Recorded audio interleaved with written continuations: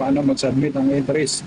At meron naman dyan sa ating dashboard, kung gusto nyo yung magbilisan lamang, meron akong isi-share kung paano mag-submit.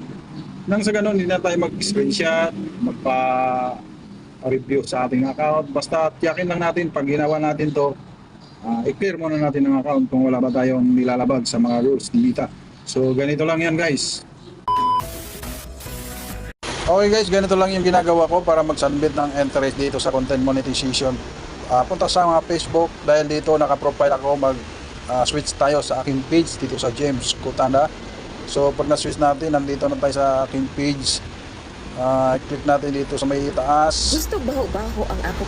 Okay, tapos professional dashboard, click natin yan. Tapos scroll up natin. Dito sa pinakaibaba, hanapin natin dito si tools. Ayan si tools nasa ibaba, click natin yan.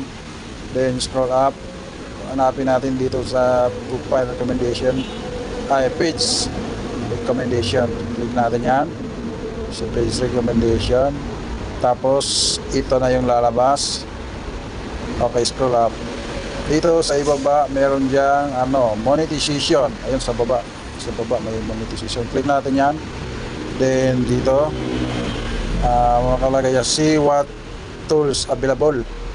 So dito lalabas na yung mga tools mo na available at yung mga nakalak pa. So nandiyan subscription, content monetization is nakalak pa. So ito na yung lalabas pag kiniklik mo yun. So i-click natin yung I'm interested, siyempre, diba? At pagkatapos dyan, dito magsusulat na tayo ng mensahe para mabasa ni Meta ng kanyang team na ikaw ay interesado sa kanyang content monetization program. So nasa iyo anong message mo. Nasa iyo na yan kung magpaawa effects. Ay, gano'n paawa effects. Talagang napakasimpleng mensahe ko guys kay Meta team. I'm interested for your content monetization program. Please review my page if I'm eligible for content monetization program. Then submit na yan. At ito na yung lalabas pag na-submit mo. So ayan, submitted